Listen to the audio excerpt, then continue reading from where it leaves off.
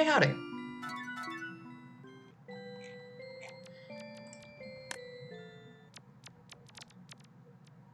So I'm becoming increasingly worried that I'm going to get a setback of my wallpaper hunt by the new patch coming out. Mainly because I'm looking at the version history, and 21 Keb, Nadeko, Takatomi, everyone has already done their update except for Nabasai and Delta Judgment. I don't care what Delta Judgment's doing, because that's probably just going to be more maps along their path. Nabasai is the one that's handling the wallpaper update, so that's terrifying. So we gotta make tracks, and the most recent one is 511. Enter the abandoned park in Victorian Drains for the first time. That is a watery location, so yeah, I thought so. Starts in Forest Pier, so let's just go through that way. In other news, I've been doing something very funny. See, I want to try and make an April Fool's mod to upload for Isaac. I am probably also gonna record a video of me screwing around with it once it's done. And I had a couple of different ideas, but the one that I decided on was ridiculous in a very fun way. So, there's an item in Isaac called BOGO Bombs. And it's supposed to be BOGO like buy one, get one. And my immediate thought when it comes to like silly things that I could do is that there is a sorting algorithm called BOGO sort that has no relation to buy one, get one. I don't know where the heck the name comes from. But it is widely regarded as the worst sorting algorithm of all time. So my plan is just to do that. So I'm making a mod currently that when you pick up BOGO bombs, it brings up a window that does a BOGO sort in the background, and you cannot escape it until it's done with the sort. And the funny thing is, I should explain how it works. BOGO sort, the reason why it's so comically bad is that normally with a sorting algorithm, there's some moniker of progress as you go through it. Like, even if it's slow, you're slowly, like, eventually the list will be sorted. Because you're slowly making progress through it, you're slowly, like, swapping numbers between each other, or you're making a new list and putting some of those numbers in the right order, or maybe, like, you're scanning through and running some calculations that you can use later. BOGO sort does not do any of that. The only thing that it does is shuffle. It will just, every time that you run through it, it will randomly shuffle the chosen array and then check if it's sorted. And if it's not, it will just do it again and again, however many times it takes. So it turns into a counting puzzle, basically. So imagine that you have... Let's see. Imagine that you have 10 numbers in sequence. And for the time being, let's just say that equal numbers, if there's two numbers that are the same value, then if they're next to each other, they just count as being sorted.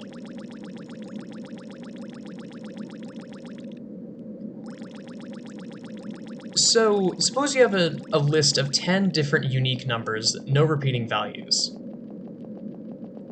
Well, how many ways can you arrange that list? There are 10 places that let me see if I get this right. There's 10 places that the first thing can go in, 9 places that the second thing can go in, all the way down to only 1 place that the last thing can go in. So you're left with 10 factorial.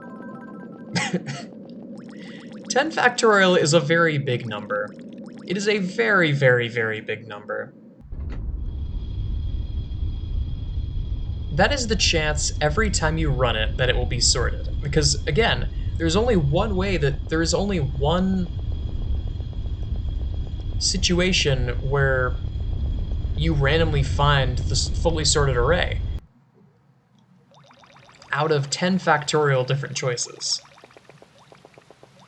And I'm lowballing it here. The jokey algorithm that I have in the Isaac mod rolls 20. So that's 20 factorial, which is huge. One moment. That's 1,000, million, billion, trillion, quadrillion, pentillion. Two sextillion. Nice. 2 sextillion different choices, and one of them is correct. And there's no semblance of like saving previous answers and knowing that those previous answers are wrong. It will just keep going until it's sorted. And part of the gag is that if by some miracle the entire list is sorted, I added the functionality to close out of the window, but you cannot close out of the window otherwise. You just have to wait for it to finish sorting.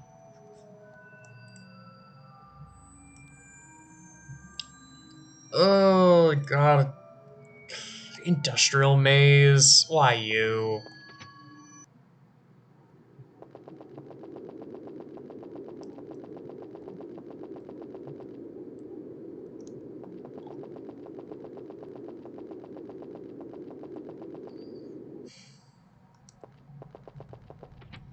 This is the soda area, I think.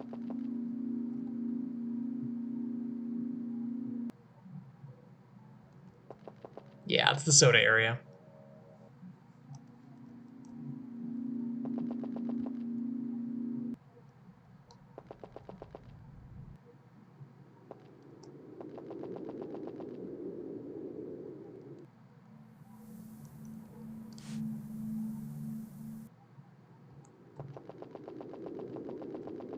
Oh, there's a bunch of people going to Voxel Island right now. I wonder why.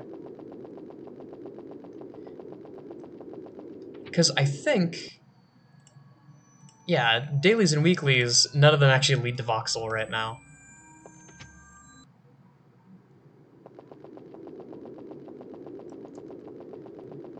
And there's no vending machine in Voxel Island, and even if there was, I don't think Sam would do that to us and make it a potential option. Yippee! Oh yeah, by the way, I mean, I guess last time I was here, I talked about Yick, so it seems appropriate that I talk about Yick again while I'm in the place that makes me uncomfortable and irritated. So, apparently, in a few days, they're going to release a demo for the new Yick, whatever it may be. Now, the thing that's perplexing to me is that it has a completely different subtitle, and to my understanding is just completely different than Yick, a postmodern RPG. I don't know if it's meant to be like an episodic thing that adds on to the main game, if it's going to be a completely new game. I don't know.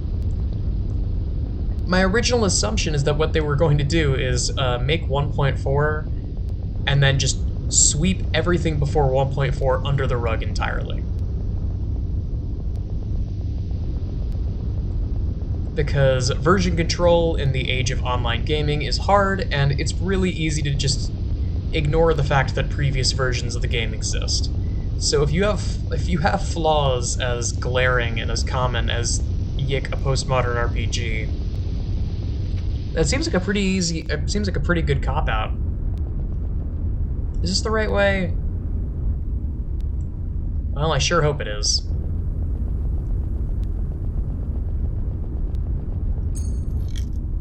God, you can hear the music from you can hear the vending machine sound clipping because of how damn loud it is in here.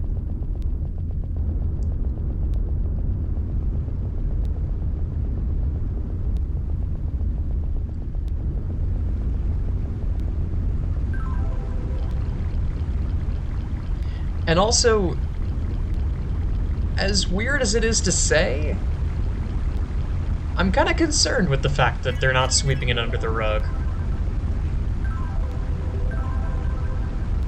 Because at this point, I think it's pretty clear how the developers feel about their game and about the community. The brothers Ack do not like that people don't like Yik. And I don't think they're willing to just say, well, we'll find a middle ground. We'll just make the changes that you guys want, and then we'll put in some stuff that we want. That does not seem to be how they roll. If the Golden Alpaca is any indication.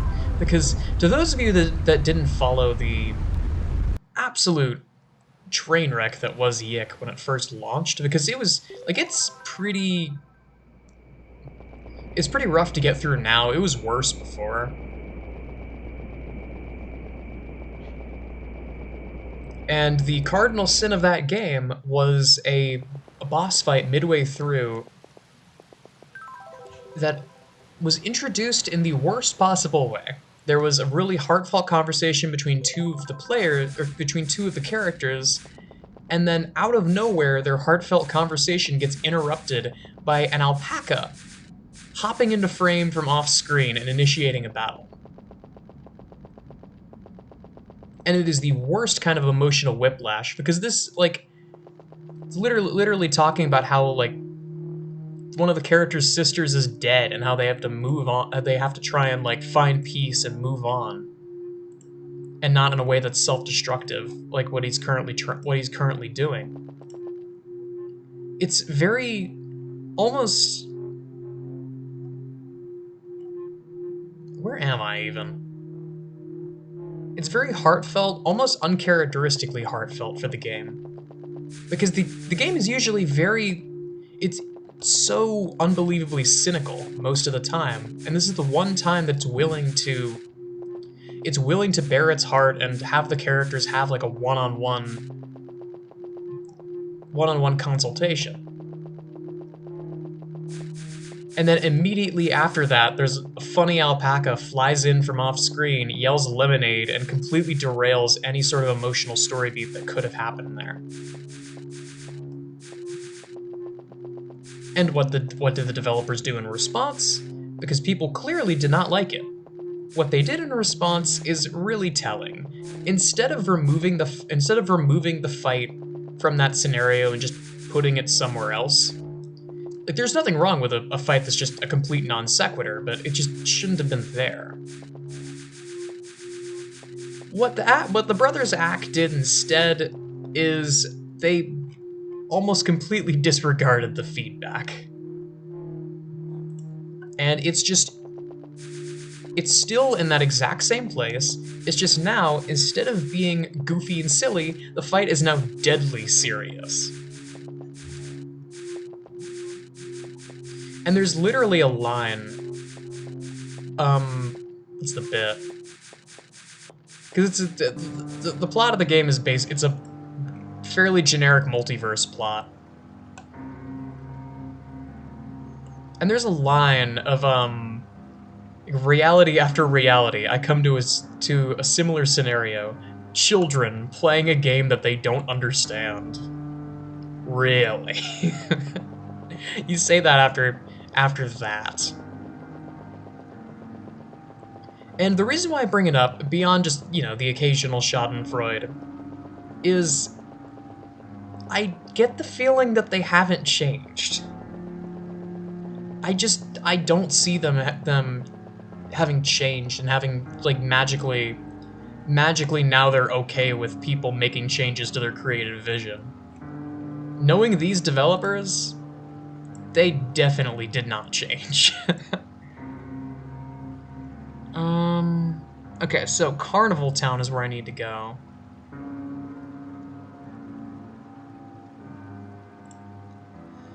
I guess I have to go through that blue dot. So back I go, I guess. Because I've already been to the wallpaper, I've already been to the aquarium.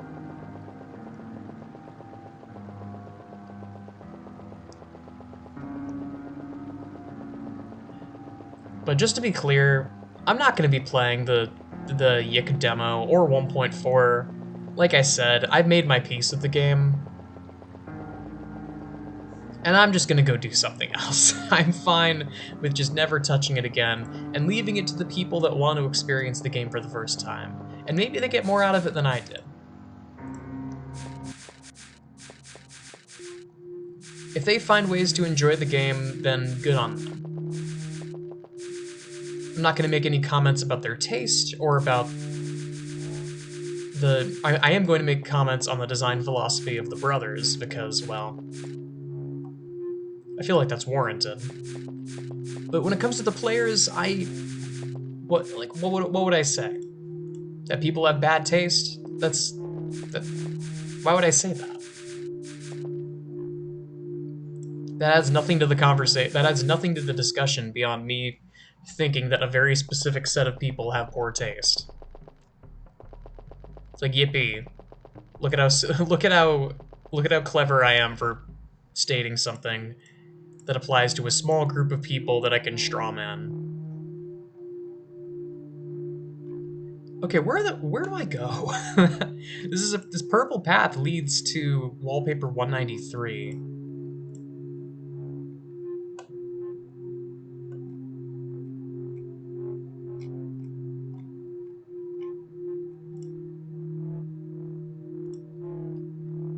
Yeah, that leads there.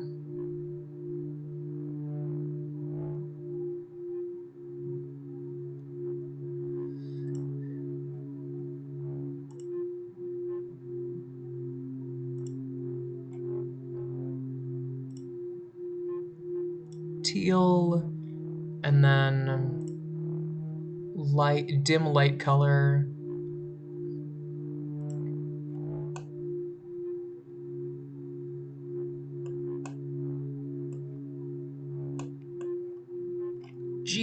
Jeez, oh man.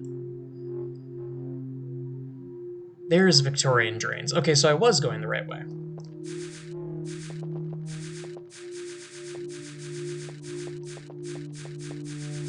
Slightly embarrassing, but you'll have to forgive me for how ridiculously complex this area is to navigate.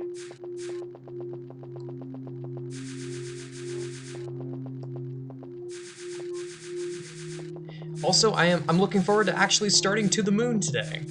I've been slacking. I apologize for that. And I have to get through that game before 2 weeks from now. Not next week, but the week after, because the next stream after Turtle Odyssey 2 is going to be Hylix. And I made that plan with the assumption that by the time I got there, I would have already finished To the Moon. And I think I can still do it. I have a few weeks to do it. I don't think that game is too terribly long.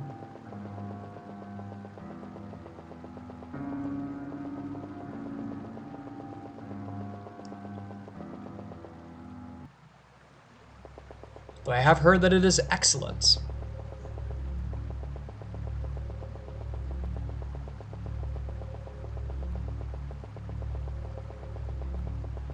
I've heard it's excellent, and I also remember I never watched the video because I didn't want to spoil myself, but at one point I saw that RT Game played To the Moon, which I think that that's got to be the most airtime an indie RPG has gotten in recent memory.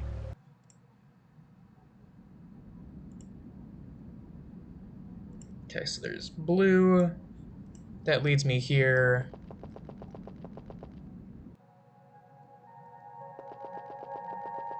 Aquarium. Super pretty.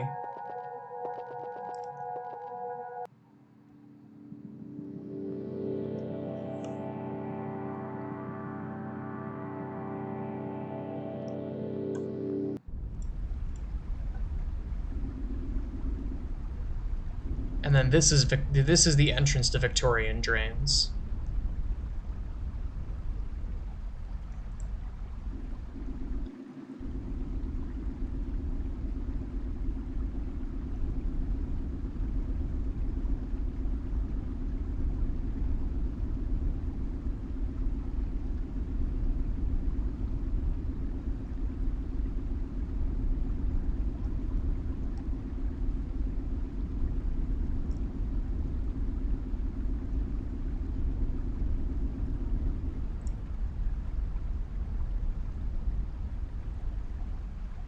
God, the map is so dark.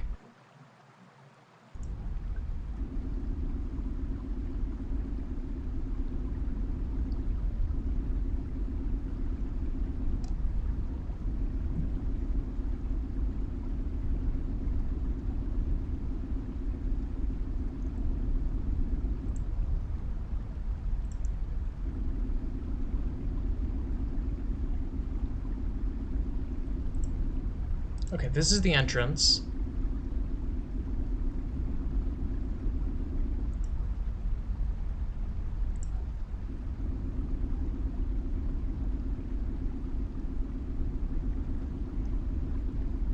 So is this...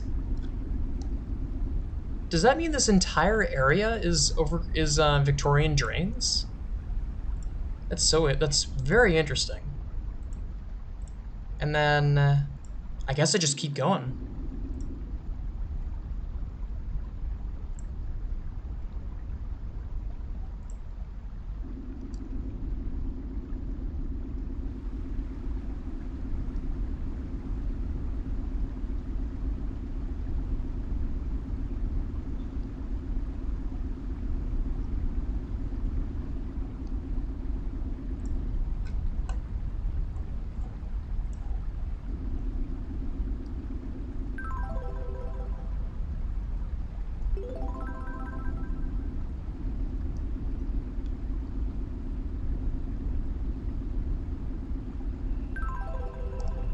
Okay. This is the purple connection. Oh, dear God. This just looks like a... This just looks like a, connection of ladders, so I don't need to look at the map for this.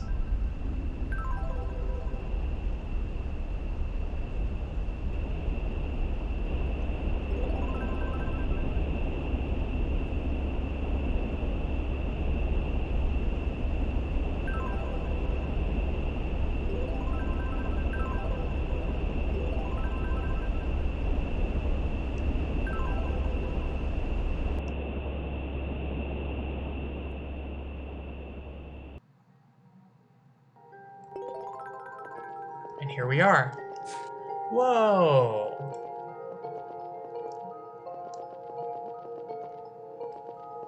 Hey, wait a minute. Let me check the wallpaper guide for a second. Biolume. So have I been here before? There's nothing on here about bioluminescent cavern, but I swear I haven't been to bioluminescent cavern before, and you know, you'd think being the endpoint of a water path, there'd be 10,000 different wallpapers. Whoa. Whoa, cool.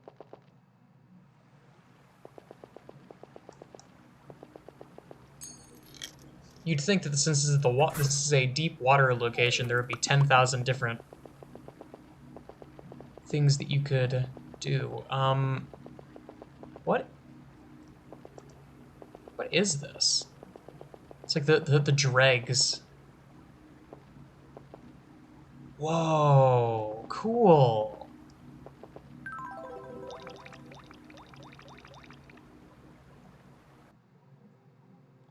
Yeah. Bioluminescent cavern. There's a freaking menu theme here, too. I definitely haven't gotten this one before.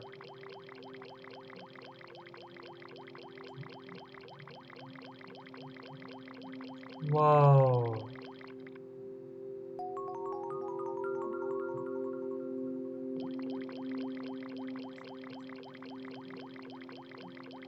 Neon fish.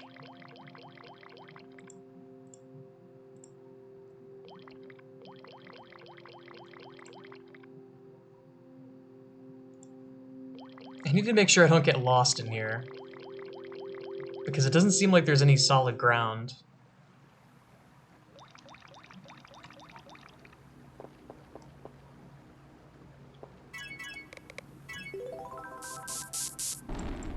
That was super cool.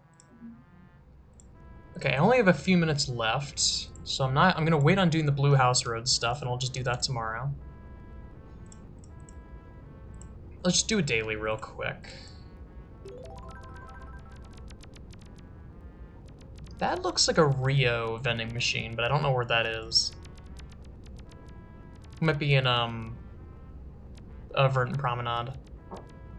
Fabric, out of these, the one that doesn't make me sad is, Fabric World. Chain Link Leads is super close to Tomb of Valides, if I recall correctly. But Fabric World is easy. Easy enough.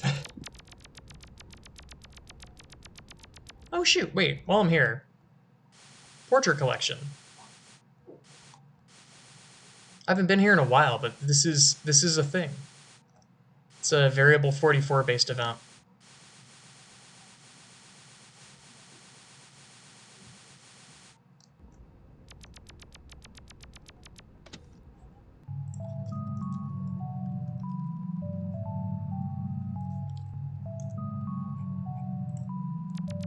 Two hours and 47 minutes. That sounds terrible.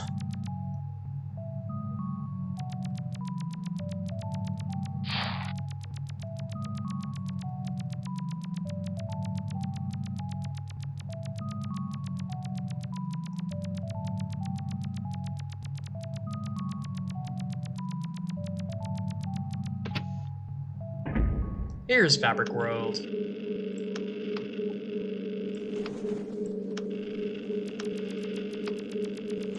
What a weird place this is.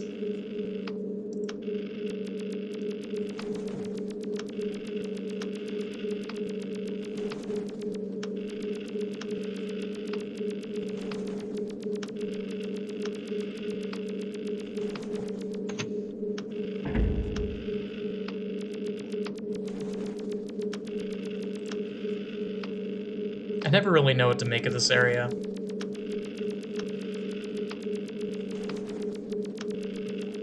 It is extremely weird. Very cool, though.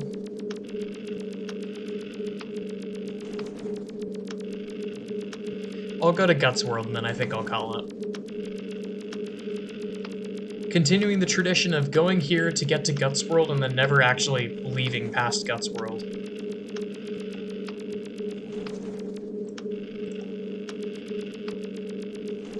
There you are.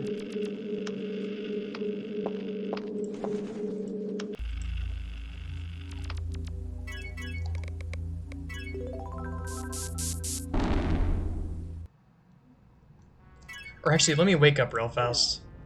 I might not be able to hit 2828. Save, and record is 92%. We're getting there. 92. We're getting there. We could do this in probably like 2 more episodes. But that's all I got for now. We can do this. Thanks so much for watching.